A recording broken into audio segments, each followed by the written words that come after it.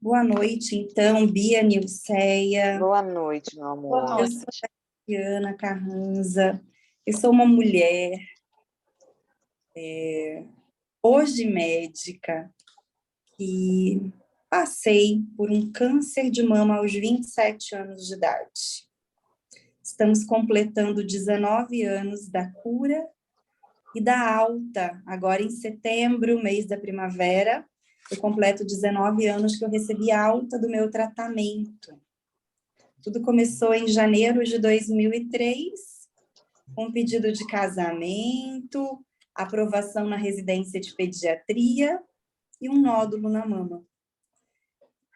E aí eu mergulhei numa longa jornada de autoconhecimento, de tratamento, numa jornada em que eu me despi dos meus saberes científicos, médicos, porque naquela época os livros me falavam que as minhas chances eram muito pequenas.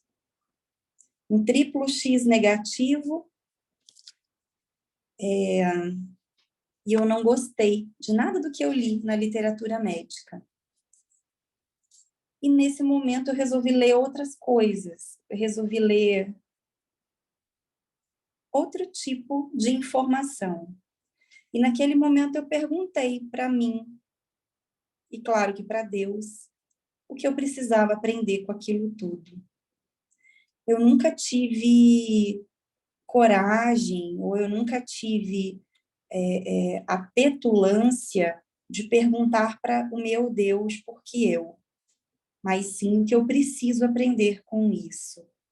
E esse mantra me acompanhou durante quase um ano de tratamento.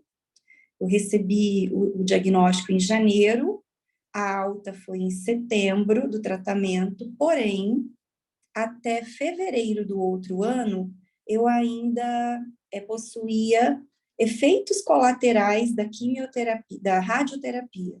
Durante a quimio tudo deu certo e na rádio eu fiz uma aplasia e as plaquetas baixas, os leucócitos baixos, já depois de alta, depois da alta. Então foi realmente um ano de pausa na minha vida e foi um ano sabático, porque eu era uma mulher que fui ensinada a ser independente, a trabalhar, a estudar, a tirar do papel os meus projetos e executar. E naquele momento, tudo parou. A minha vida parou, a agenda com os compromissos pararam. Se eu tivesse alguma outra profissão, talvez eu tivesse conciliado o tratamento com o trabalho. Mas por ser médica, por trabalhar em UTI, por trabalhar em hospitais de alta complexidade e infecção, eu precisei parar para cuidar de mim. E aí, naquele momento, eu descobri que eu não era tão forte, que eu não era dona do meu amanhã, e que não importava, que estava tudo bem. Desacelerei, a minha carga horária de trabalho era muito grande. Acho que passava de, eu não sei nem se a gente consegue trabalhar 90 horas por semana, mas eu conseguia. Não sei como, mas dava. E eu passei a ressignificar muitas coisas na minha vida. Eu comecei a encarar cada cabelo que caiu da minha cabeça como uma bênção. Porque eu dizia, se morre um fio saudável, morre uma célula ruim. Se a minha unha não está crescendo, se o meu pelo da perna não está crescendo, olha que coisa boa. Eu estou economizando tempo de ir na manicure e de sofrer na mão da esteticista com a cera. Quando eu deixava a peruca para lavar no salão e falava para a cabeleireira, daqui 2 horas, quando o filme acabar, eu passo para pegar. Então, quando eu me vi livre de coisas físicas que antes talvez eu estivesse presa, eu passei a ressignificar todo esse tempo que Deus estava me dando. Eu comecei a ver muito prazer por estar livre para ir no cinema, para sentar numa praça e ver o sol, os pássaros, porque eu não precisava mais estar dentro do hospital 24 horas por dia. Então, quando eu vi que eu conseguia fazer outras coisas e viver sem ser exclusivamente aquele papel ao qual eu havia me colocado, que era de profissional, médica, workaholic, noiva, filha, irmã. E quando eu me permiti sentir o meu luto, a minha perda e as mudanças que estavam vindo na minha vida, hoje eu olho para trás e eu vejo que não foi difícil. Eu escuto algumas mulheres, quando recebem o diagnóstico, sentindo um pesar tremendo nas costas delas, de como aquilo é ruim, de como aquilo é doloroso. E eu queria poder colocar como foi libertador.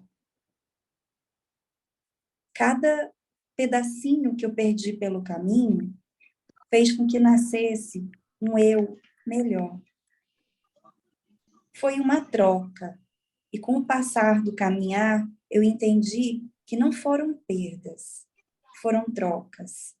E foram trocas em que hoje eu só sou gratidão a Deus por ter passado, porque eu sou uma pessoa melhor. Então, eu agradeço o convite de estar aqui com vocês. Eu espero que elas assistam no gravado, né? Não tem problema que o momento celestial não permitiu que elas estivessem aqui com a gente, mas elas vão assistir. E eu vou ler também para vocês, eu acho que vocês não acompanharam ontem a live que eu fiz, né? E a Josi sim, mas a Bia não, né, Bia? Nem a Nilce. Não, eu não consegui ontem. Ó, então Ontem eu estava fazendo planejamento da escola. Eu vou ler rapidamente, que é uma frase maravilhosa e que vai, acho que, abrir as portas também para o que a Josi vai ler depois para nós, da Clarice Stess, que é um conto. Ah, minha criatura admirável, seja bem-vinda. Entre. Estou esperando por você. É por você e pelo seu espírito. Fico feliz por você ter conseguido encontrar o caminho. Venha, sente-se comigo um pouco. Pronto, vamos fazer uma pausa, deixando de lado todos os nossos inúmeros afazeres. Haverá tempo suficiente para todos eles mais tarde. Em um dia distante, quando chegamos às portas do paraíso, posso lhe garantir que ninguém vai nos perguntar se limpamos bem as rachaduras na calçada. O que é mais provável é que no portal do paraíso queiram saber com que intensidade escolhemos viver. Não por quantas ninharias de grande importância nos deixamos dominar. Aqui nesse refúgio afastado, permite-se e espera-se que a alma diga o que pensa. Aqui sua alma estará em boa companhia.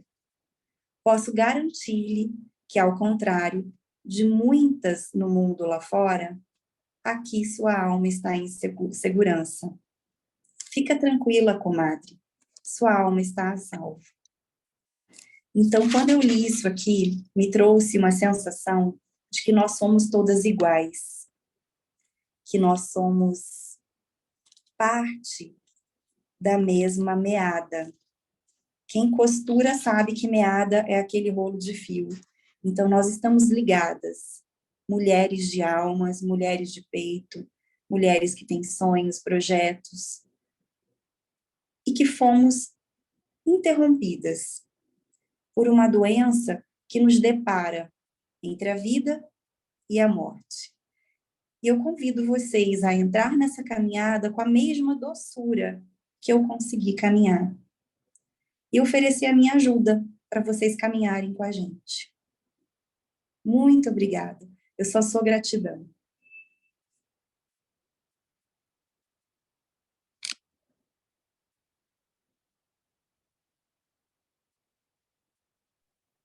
Que lindo, amei, amei. Lindo, emocionante. Fiquei muito feliz em poder estar dividindo isso com vocês. E essa experiência, né?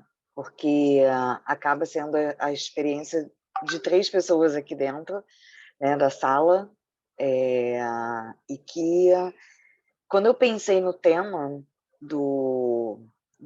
da questão do corpo fala, né, e a gente não consegue escutar, eu acho que é exatamente isso, porque a gente acaba somatizando muita coisa, né? A gente vai deixando com que tudo venha acontecendo na nossa vida, e quando a gente para a gente entender o porquê que isso chegou para a gente, né? A gente, logo de imediato, eu, por exemplo, questionei por que eu.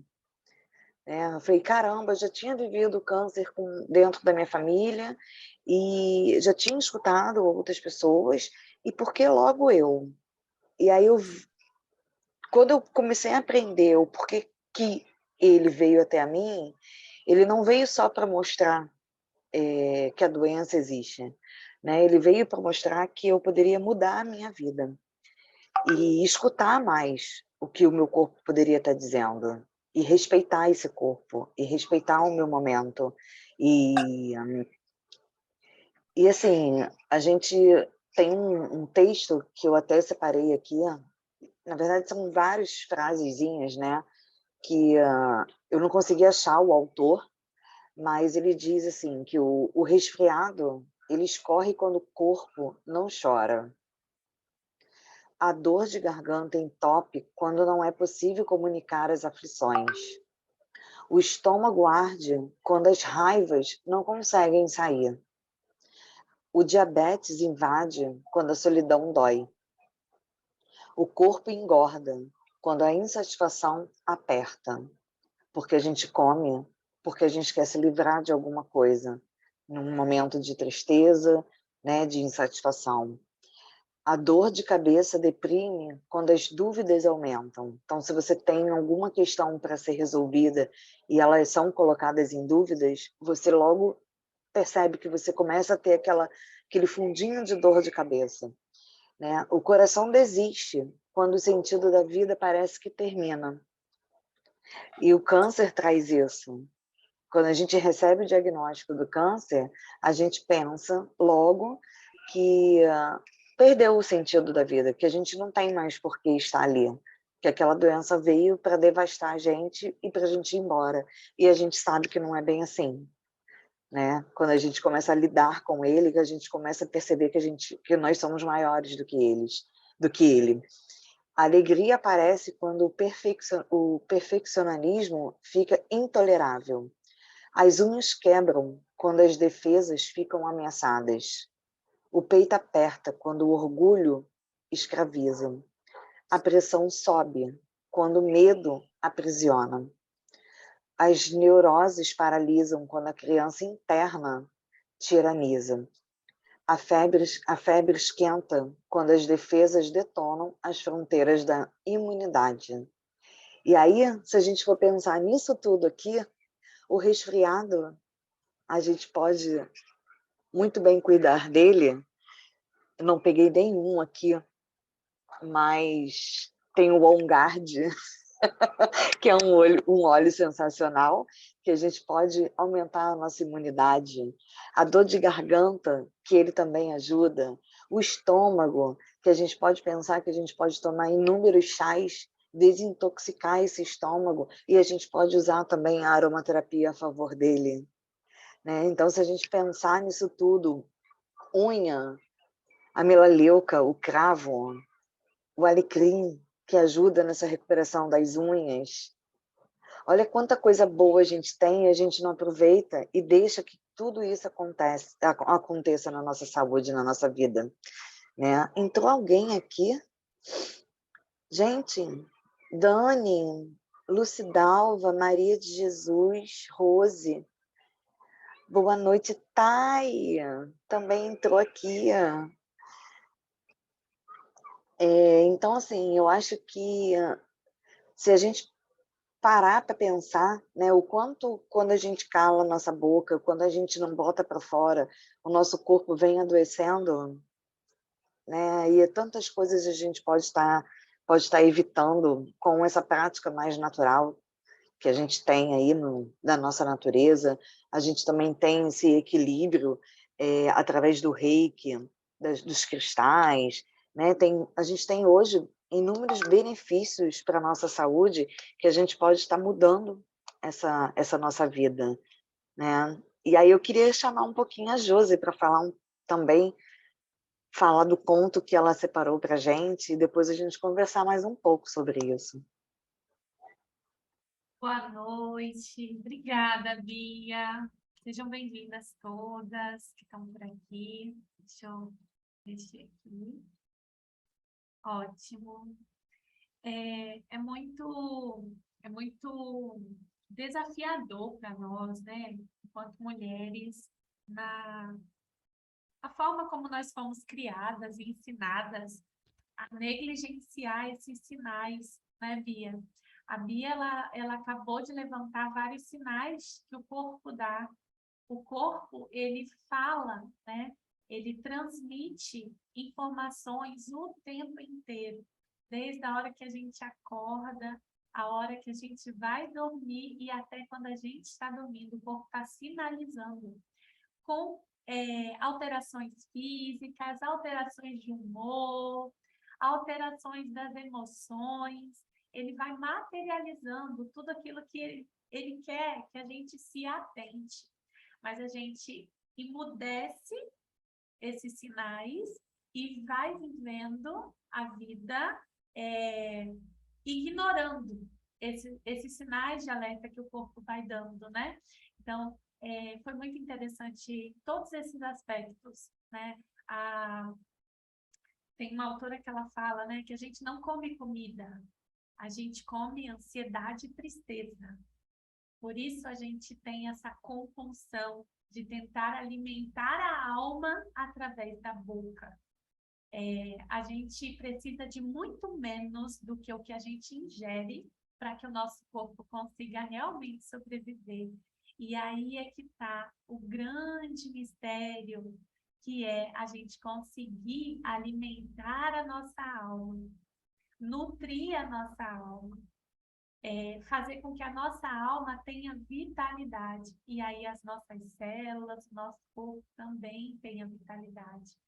E quando a gente recebe uma conta como essa, para ser quitada como essa de um diagnóstico, é desafiador, porque por você querendo ou não, você vai precisar agora desacelerar, como a Tati falou. Aprender a desacelerar, aprender a pausar, mesmo quando eu não quero pausar, a gente vai ser obrigada a fazer pausas, né? Então, quando o nosso corpo, ele materializa alguma enfermidade, essa enfermidade, ela já ultrapassou vários corpos antes de se materializar realmente na nossa célula, no nosso físico, nos nossos músculos. Antes disso, ela foi tomando, né, várias camadas. E como a gente foi, às vezes, negligenciando, não ouvindo, não pausando, não recolhendo ao longo do caminho esses ossos que vão se perdendo, né? Quantas de nós está totalmente longe de si mesma, né? Eu acho que o que eu quero falar muito hoje à noite com a gente aqui, e o ponto que eu trouxe fala muito sobre isso, o quanto a gente se perde de nós mesmos ao longo da nossa caminhada, da nossa jornada, a gente vai se perdendo da gente. E isso é preciso que a gente paralise e escute, e volte e resgate em nós esses ossos que vão se perdendo ao longo da nossa caminhada. Então, às vezes, a gente está passando pelo processo de um adoecimento, seja conosco ou de um ente querido na família, porque quando alguém adoece, adoece a família junto, né? A gente sabe disso, que não é só um indivíduo que adoece. O sistema onde ele está inserido adoece junto com ele, né? As demandas familiares, as preocupações, as angústias se multiplicam e tudo isso vai adoecendo o sistema como um todo, né? O nosso sistema familiar, a nossa rede de apoio, tudo isso fica fragilizado, sendo você a rede de apoio de alguém ou você sendo cuidada por uma rede de apoio. Esse processo acaba acontecendo num todo coletivo.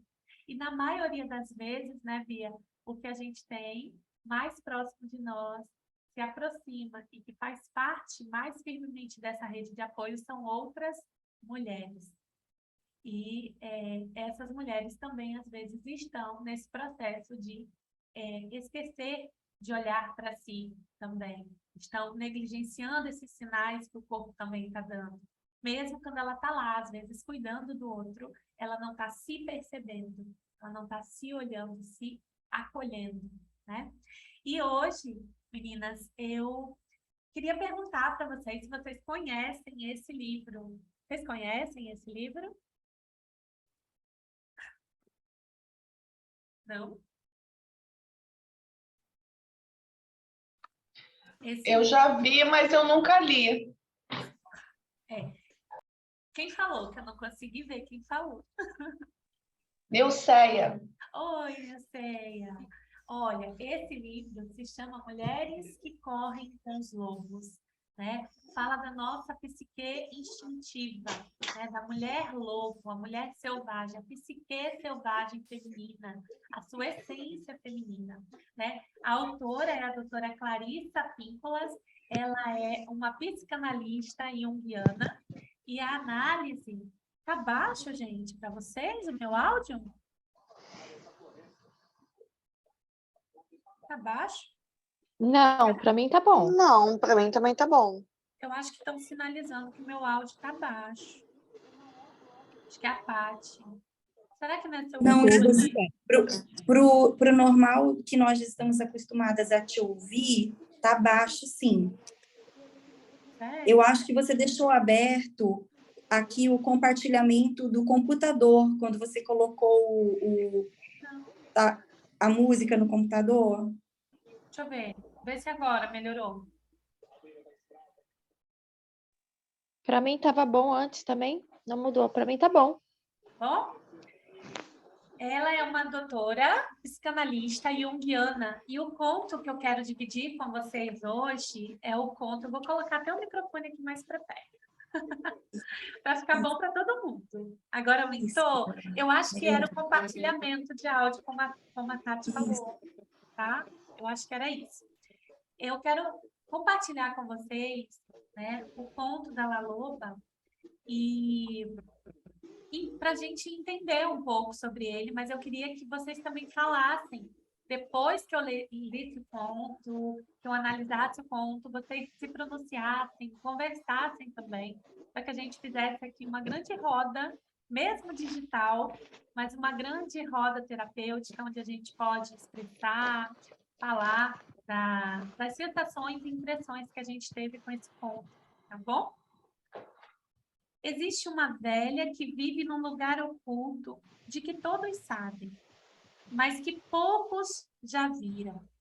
Como nos contos de fada da Europa Oriental, ela parece esperar que cheguem até ali pessoas que se perderam. Espera aí. Ótimo. E que estão vagueando ou à procura de algo. Ela é circunspecta, quase sempre cabeluda, invulnerável, invariavelmente gorda, demonstra especialmente qualquer evitar a maioria das pessoas. Ela sabe crocitar, cacarejar, apresentando geralmente mais sons animais do que sons humanos. Dizem que ela vive entre os declives do granito, decompostos no território dos índios. Dizem que ela está enterrada na na periferia do Fênix, perto de um poço. Dizem que ela foi vista viajando para o sul, para o Monte Alban, num carro incendiado com a janela traseira arrancada. Dizem que fica parada na estrada perto de El Paso, que pega carona aleatoriamente com caminhoneiros até Morelia, México, ou que foi vista ainda na feira de Oaxaca, com galhos de lenha de estranhos formatos nas costas. Ela é conhecida por muitos nomes: mulher dos ossos, trapeira, mulher lobo, a La Loba. O único trabalho de La Loba é o de recolher os ossos. Sabe-se que ela recolhe e conserva especialmente o que corre risco de se perder para o mundo. Sua caverna é cheia de ossos de todos os tipos de criaturas do deserto. Do veado, o cascavel, o corvo. Dizem, porém, que a sua especialidade reside nos lobos. Ela se arrasta sorrateira, esquadrinha as montanhas, os leitos secos dos rios à procura dos ossos dos lobos. Quando consegue reunir um esqueleto inteiro, quando o último osso está no lugar e a bela escultura branca da criatura está disposta na sua frente, ela senta junto ao fogo, pensa numa canção que irá cantar. Quando se decide, ela se levanta, aproxima-se da criatura, ergue os seus braços sobre o esqueleto e começa a cantar. E aí, os ossos das costelas, das pernas do lobo começam a se forrar de carne e a criatura começa a se cobrir de pelos. La Loba canta, canta, canta mais e uma porção ainda maior daquela criatura ganha vida. Seu rabo forma uma curva para cima forte, desgrenhado. La Loba canta mais e mais e mais, e a criatura do lobo começa a respirar. E La Loba canta, canta, e tenta intensamente que o chão do deserto estremece. E enquanto ela canta, o lobo abre os olhos, dá um salto e sai correndo pelo desfiladeiro. Em algum ponto da corrida, quer pela velocidade, por atravessar um rio respirando água, quer pela incidência de um raio de sol ou de uma lua sobre o seu flanco, o lobo de repente se transforma. O lobo de repente se transforma numa mulher que ri e corre livre na direção do horizonte. Por isso, disse que se você estiver perambulando num deserto, por volta do pôr do sol, e quem sabe esteja um pouco perdida, cansada, em dúvida, você teve sorte, porque La Loba pode se simpatizar com você e lhe ensinar algo da alma. Esse conto, ele fala para nós do quanto a gente vai, ao longo da vida, perdendo partes de nós mesmas. A La Loba é a nossa psique instintiva, é a nossa essência, é a nossa intuição. Ela está aí, em todas nós. Mas por algum motivo, a gente silencia. como a gente silencia a voz dela, a intuição dela, a gente vai perdendo ossos ao longo do caminho, ao longo da jornada.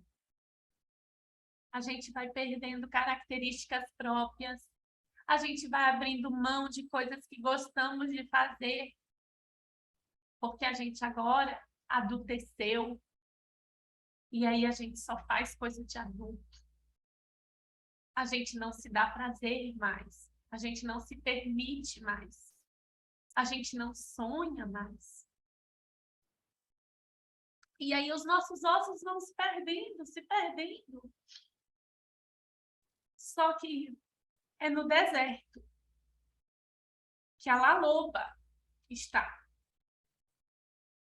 Não é no vale, não é nas campinas, não é na praia linda, é no deserto. Quando esses ossos foram largados, enterrados naquela areia, e a gente se depara com um encontro como esse, em que essa laloba, internamente com cada uma, é possível dar voz a ela, para que ela cante novamente. E aí a gente percebe que é possível reconstruir o esqueleto dessa loba inteiro, inteiro. Algumas coisas vão precisar ser deixadas, abandonadas, abrir mão, porque não fazem mais parte desse esqueleto, não fazem mais parte dessa mulher, da mulher que precisa reviver e renascer. E quando a gente permite que Laloba, que existe em nós, flua com essa intuição, com essa sede, com essa vontade de trazer vida, carne sobre esses ossos, trazer novo fôlego para esses ossos, carne, nervos, tendões começam a aparecer, a surgir. Mas o mais interessante é que Laloba, ela usa uma expressão para trazer vida para esse esqueleto. A expressão que no conto é trazida é a música, é o canto. Em momento nenhum do canto disse que ela sabe cantar muito bem, que a voz dela é bela. Não houve adjetivos sobre a voz dela, mas que ela cantava fortemente, ela bradava. E esse canto é o grito da alma, de resgate daquilo que nós gostamos de fazer, que nós apreciamos fazer, que a gente abandonou, que a gente abriu mão por anos para cuidar do outro, abriu mão porque não tinha tempo, abriu mão porque as demandas e as atividades não permitiam que coubesse esse prazer, esse lazer. E quais são as formas que esse canto pode ser manifesto em mim e em você, para que a cura possa renascer sobre esses ossos que hoje estão aí na nossa frente? Todas nós estamos de frente do nosso esqueleto, dos nossos ossos, que Laloba foi recolhendo ao longo da nossa jornada. 36 anos aqui, de ossos perdidos pelo caminho, enquanto Laloba, eu ia perdendo e Laloba ia lá, juntando, recolhendo. E hoje a gente tem a oportunidade de olhar essa loba totalmente despida, esses ossos totalmente despidos na nossa frente. E quais são as expressões que eu, você, podemos usar para resgatar? Não sei. Pode ser através do artesanato, através do próprio canto. De repente você cantava de forma amadora mesmo, mas parou de cantar porque, né, não é profissional, não é a minha fonte de renda, para que eu alimentar esse poço de criatividade dentro de mim? E aí você abriu mão.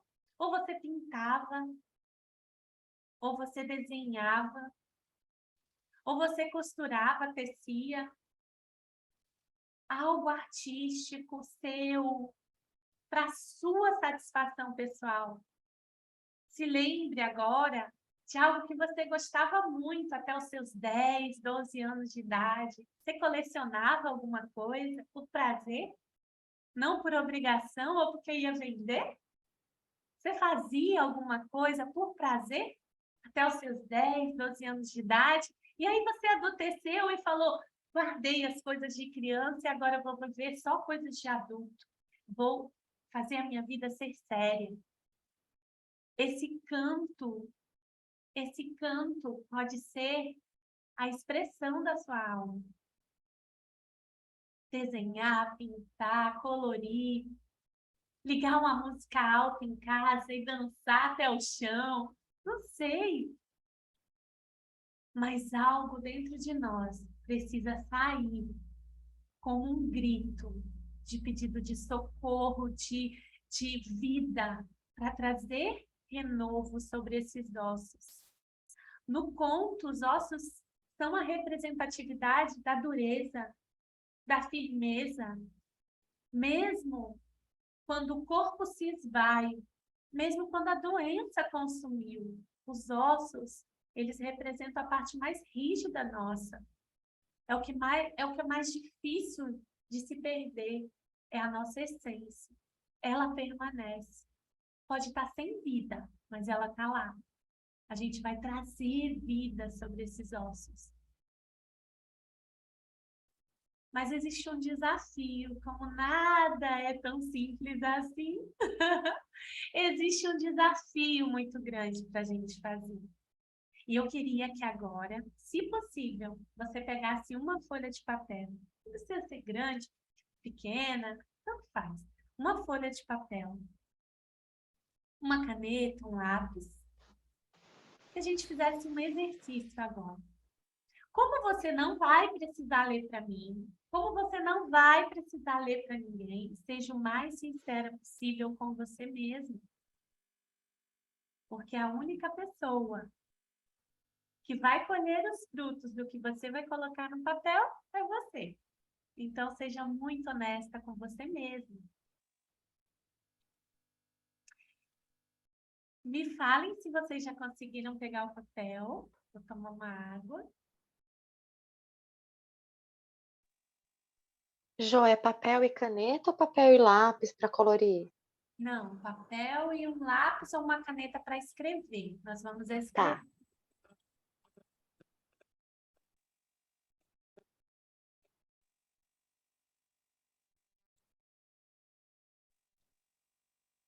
Vou dar um minutinho para quem estava longe, né?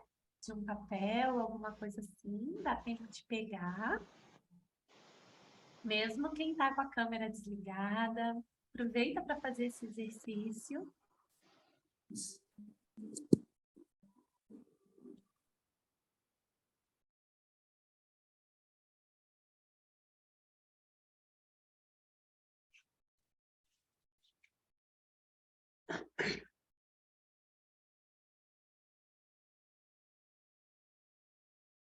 Quando vocês procuram, eu vou ler um pedacinho do trecho da análise que ela faz e eu marquei aqui para ler para vocês.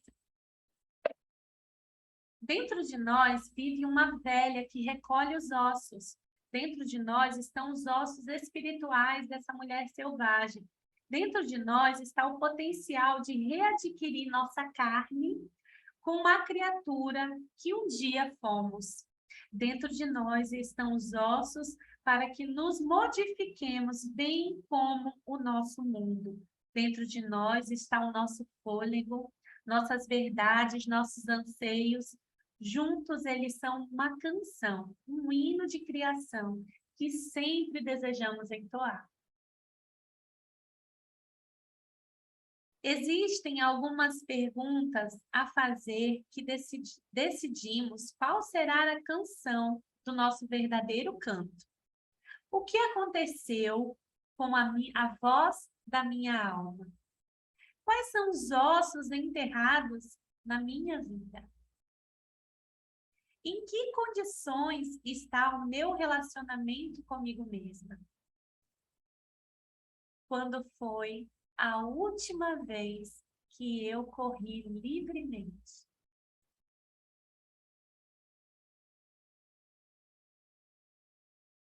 Como posso fazer com que a vida volte a ter vida? Ai, gente, como a gente deixa de fazer coisas tão simples, mas tão simples, por constrangimento alheio. Olha, eu sou uma mãe atípica, né? E o meu filho me ensina todos os dias. Do nada, às vezes eu tô na rua com ele, o mundo tá tudo normal e ele quer iniciar uma corrida aleatoriamente. E eu cedo, porque hoje eu corro livremente. E eu corro com ele e fica todo mundo olhando, falando, maluca, que é isso? E eu corro, e aí a gente volta correndo e volta e vai. Acabou, passou a vontade dele, passou. Gente, quanto a gente se priva de vestir, de rir. Quantas mulheres têm uma risada, eu tenho uma risada assim, né?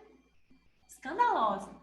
Quantas mulheres se privam até de rir porque algum dia ouviu que a sua risada era alta demais, ou seu tom de voz era alto demais. Não, fala baixo, não é assim. E a gente vai matando pedacinhos de nós e jogando aqueles ossos fora e a gente vai ficando mutilada. Às vezes a gente pensa que essa mutilação é grande, são eventos muito grandes que precisam acontecer. Não, são pequenos, são diários. É o nosso corte de cabelo, é a forma como a gente deseja se vestir, falar, que a gente vai abrindo mão e largando, deixando esses ossos ao longo do caminho. Pegaram papel e caneta? Ótimo! Então vamos lá. Eu quero que você divida a página, a folha, em dois. Faça uma linha assim no meio. E de um lado você vai colocar do 1 até o 5 e do outro lado do 1 até o 5. 1, 2, 3, 4, 5. Do outro lado, 1, 2, 3, 4, 5.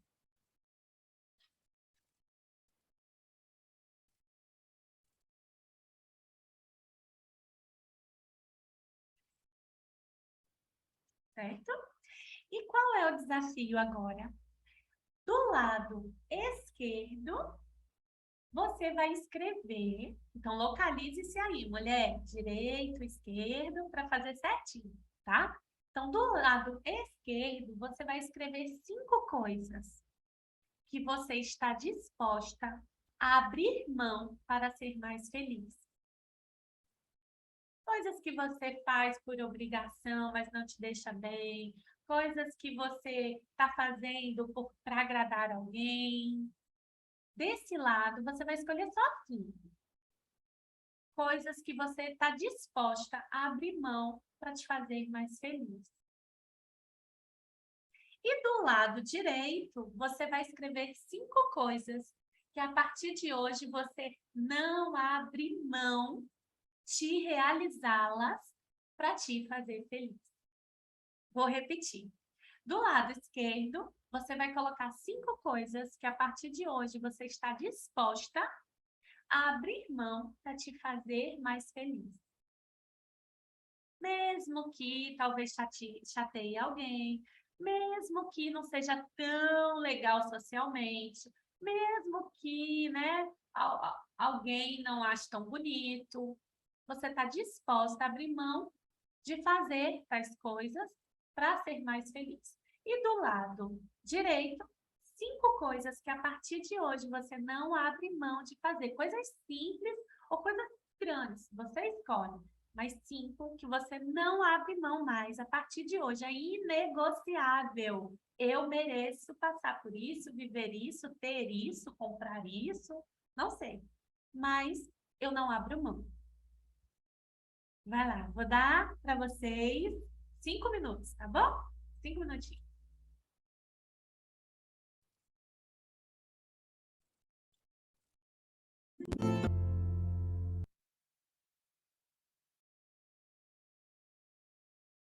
Pronto, fizeram? Conseguiu? Foi fácil? Foi difícil? Deixa eu ler um pouquinho os comentários de vocês.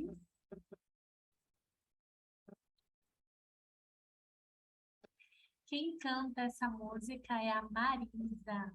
Depois eu posso dar para Bia, para ela postar lá para vocês, no grupo de vocês. As críticas estão matando a nossa essência, sim. E a gente precisa se resgatar.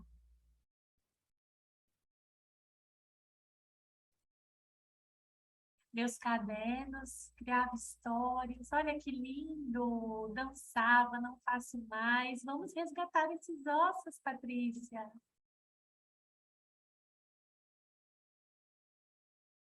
Ótimo. Deixa eu ver o que mais.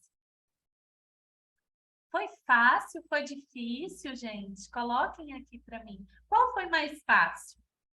Escolher 5 coisas que você, a partir de hoje, faz um compromisso por escrito com você, de que você não abre mão. Ou foi mais difícil escolher 5 coisas para abrir mão, já que está te fazendo mal? O que foi mais difícil? Alguém quer falar? Quer dividir? Para mim foi mais difícil fazer o abrir mão. O abrir mão. Exato. A vida que segue não espera pela gente. Para mim também, eu abrir mão de algumas coisas ainda Foi mais é desafiador. difícil, é mais desafiador, né? O não abrir mão, eu não quero deixar que isso não aconteça, assim. Eu quero poder gargalhar, eu quero poder ter a minha liberdade financeira, né? Eu estou lutando todos os dias para que eu tenha essa transformação, né? Da minha carreira, principalmente.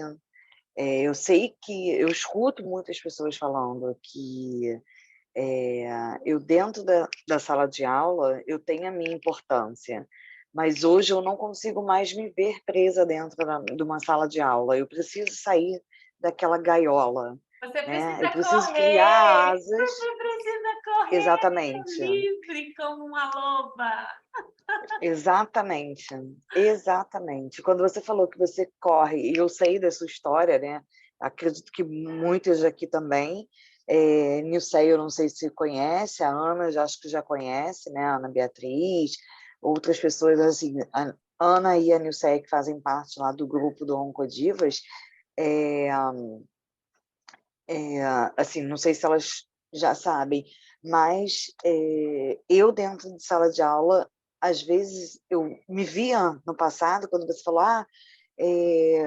gargalhar, brincar, né, colecionar papéis de cartas, colecionar brinquedos e tudo, e eu fico olhando para as minhas crianças que hoje têm 2 anos e 9 meses, 2 anos e 6 meses, né, as poucas coisinhas que eles já conquistaram, que eles guardam ali para eles, e eles soltam, e eles brincam, e eles botam para fora, e eu falo assim, caramba, por que quando a gente chega num determinado momento da vida, a gente é obrigado a parar com tudo isso? Aquele sorriso espontâneo. Ontem mesmo a minha aluna, eu chamando a atenção dela, ela pegou uma caixa de letrinhas de EVA e jogou no chão na hora da saída, né? Os pais entrando, ela pegou e jogou tudo assim pro ar. Eu falei, não acredito que você fez isso, a tia Bia vai ter que catar tudo. E aí ela olhou para minha cara e falou assim, deixa. Eu falei, oi? Falei, não tô acreditando. Com 2 anos e 6 meses, vira para mim e fala, me deixa.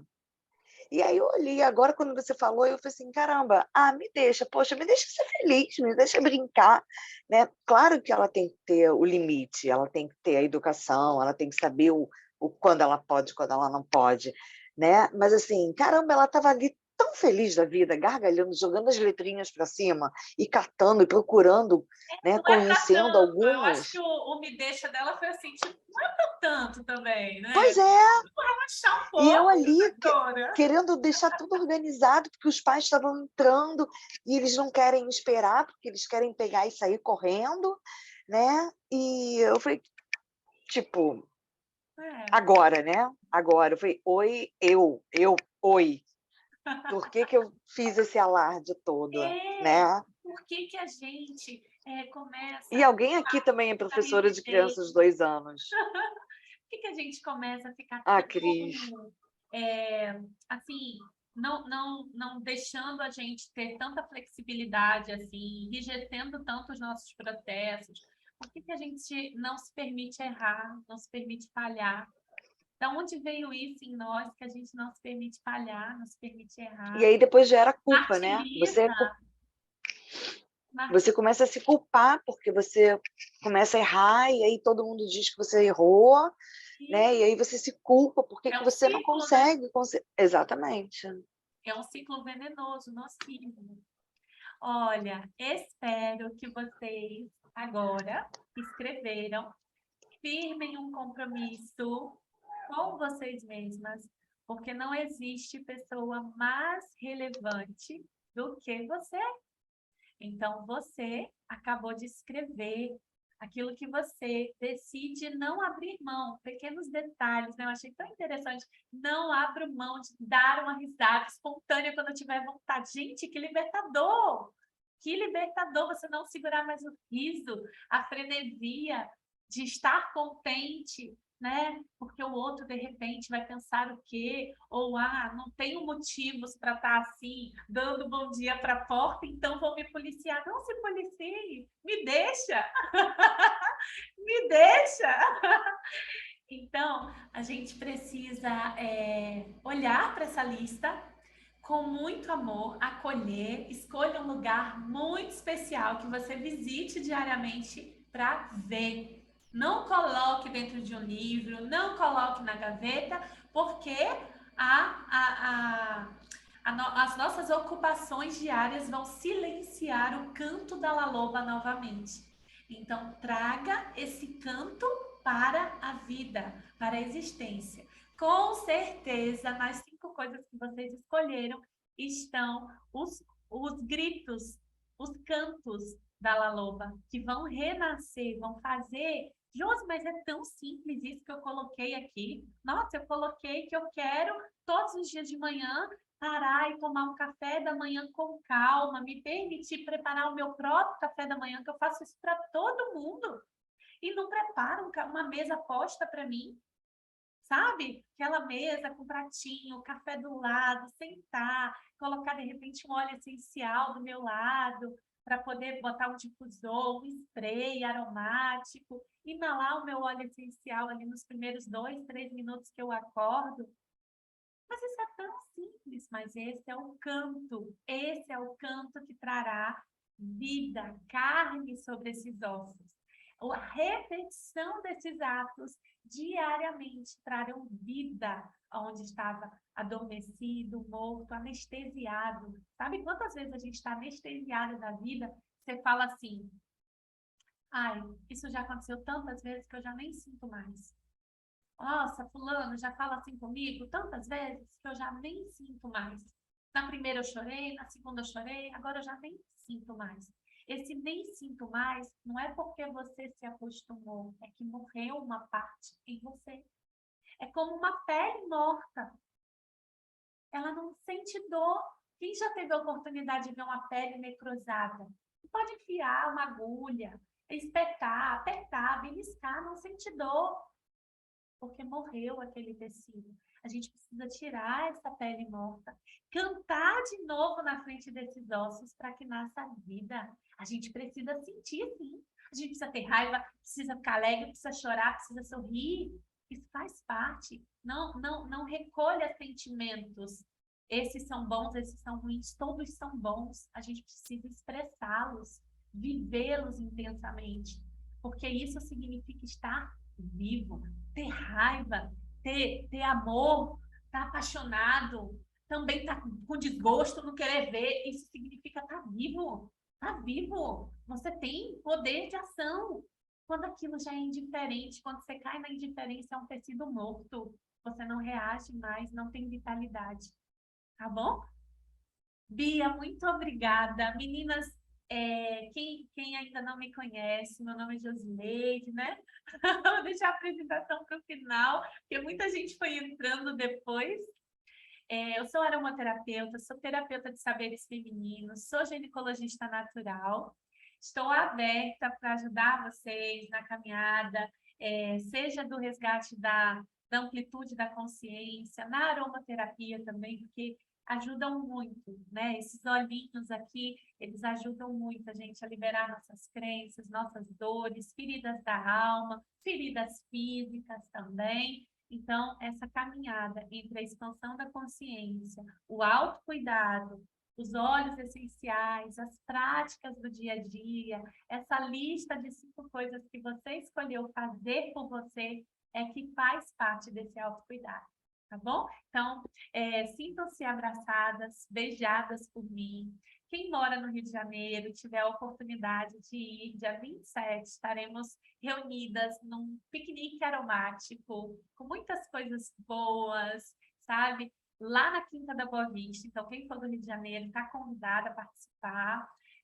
Vai ter sorteios, brincadeiras, vão ensinar técnicas também de massagem para que vocês possam fazer calmante, relaxante, com os óleos essenciais. Então, sintam-se abraçadas, acolhidas, todas são muito bem-vindas.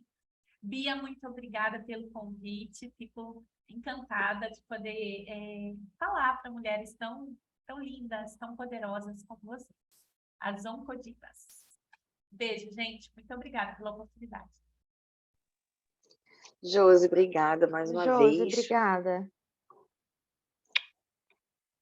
Obrigada, meu A amor. Bia falar. Fale, Bia. Obrigada.